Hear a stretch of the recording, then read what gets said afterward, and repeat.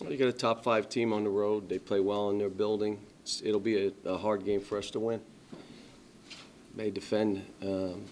Let's put it this way. They were an Elite Eight team last year. They should have been in the Final Four. One game short of that, and they got everybody back. And college basketball isn't what it was a year ago. So that's how good a challenge, or big a challenge, and how good a team they are. When you say they have everybody back, is it a bit of a break, though, that they're without you yet? It doesn't matter. I mean, when you got a bunch of guys that expect to win and they're that good, they'll make up for that. So Frank Martin said today, the key with them really is your guards have to be good. You have to get strong play out of those guys. How confident are you in your guards going in? We all know that, and our guards know that. This is the challenge. I mean, you can't make excuses. You can't cop out. Here it is. All right, let's show what we are. Our team's getting better. Our guards are getting better. Our bigs are getting better. We're getting better as a team. We're being more efficient.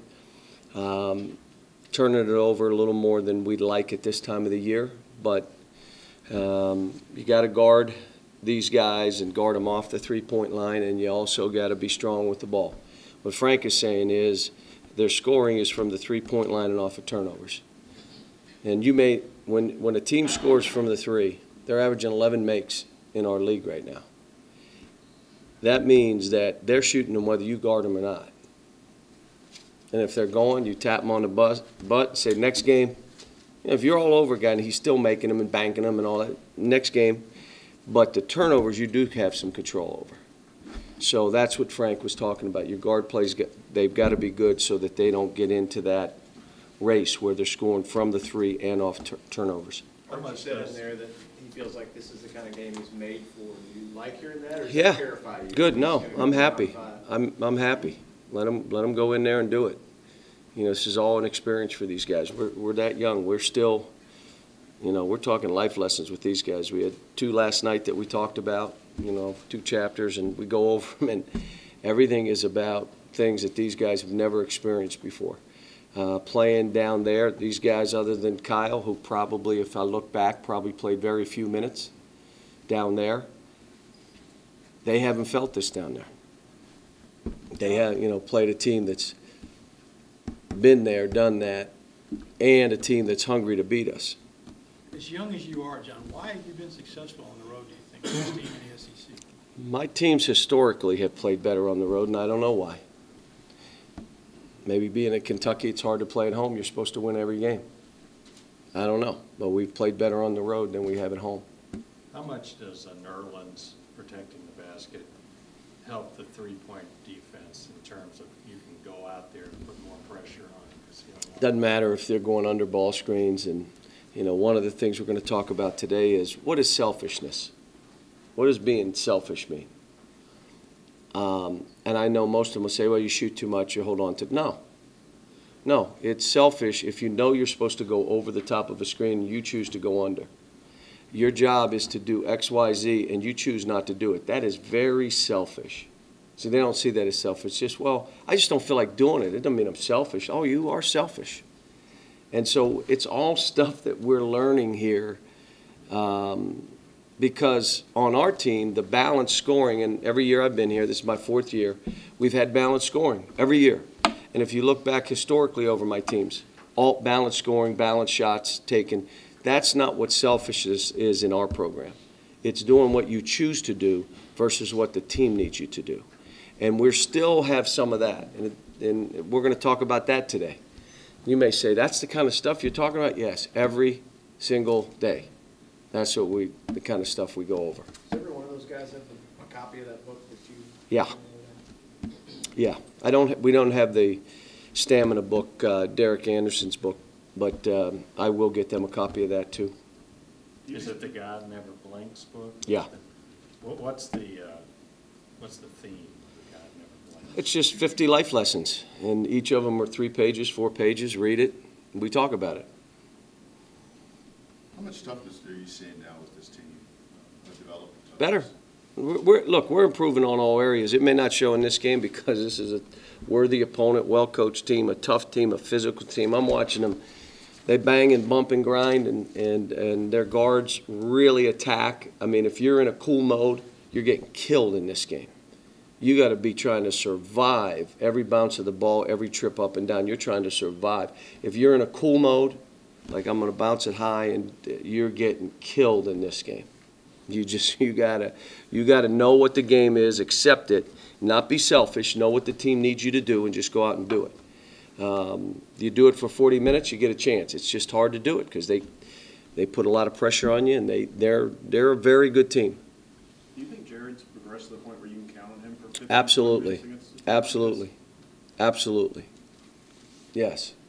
And everybody's watched it. You stick him in the game, he just plays his butt off. And then everybody says, why won't the other guys watch that and do that?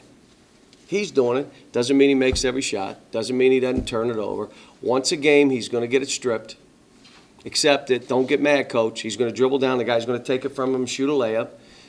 But his energy, his effort, his toughness, everybody watches. Just, guys, play like that. Well, I don't have to. Why? I'm better than that. Well, not really. And that's the kind of stuff we're fighting every day. But when we get, it's like Kyle in practice. Why should Kyle practice like that and no one else? Same deal. And what's happened is everybody is starting to elevate because of Willie's energy, Jared's energy, Kyle's practice habits, and all of a sudden because Archie's practice habits. And we're starting now to take that climb that you have to be to have a chance to do something. John, how much can you learn? Go How ahead. much can you learn from how Arkansas beat Forest? Well, the best thing I can tell you, if you come out and you make 9 out of your first 10 shots, you really have a chance of getting them. If Archie is the first guy in, the last guy out, coming in at night, it sounds like he's doing work-wise everything you want him to. Okay, here's what you have to do. You have to lose yourself in the team. That's where he's not yet. Anything that he does out there, it's him doing it versus you're doing this for the team. Lose yourself in the team. If you turn it over, run the guy down and block it. If you miss a shot, don't worry about it. Don't be selfish on defense now and go under a screen and give up a 3 or stop playing or not block out. Lose yourself in the team. Everything I'm supposed to do on offense, I'm doing. If I don't play well, I'm going to play hard. I watched Michael Gilchrist against Florida in the championship game or the semifinal game in the tournament. He played awful. He played as bad as Archie played last game. But he fought and tried and came up with the 2 winning rebounds.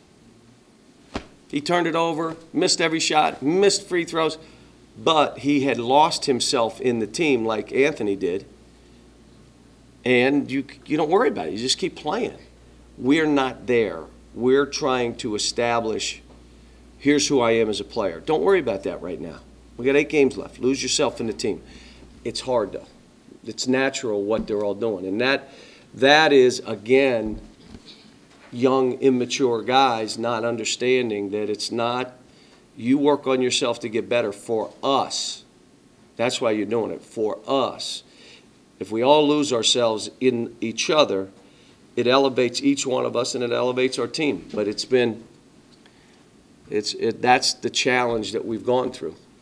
John, Auburn came at you with kind of a physical, gritty brand of play. Florida plays that way anyway, naturally. So how much did that help you going in? Some, but it's, Auburn did a great job of trapping quickly on Nerlens. I expect that's what we'll see Florida do. They also did a job of switching defenses. I also expect Florida will throw some of that at us. But mainly they're just going to come in and try to maul us and blitzkrieg. And it's good. We got to withstand. We'll find out where we are. We all know we've gotten better. Anybody that's watched us, individual players have gotten better. Now, are we ready for this kind of challenge? We will see.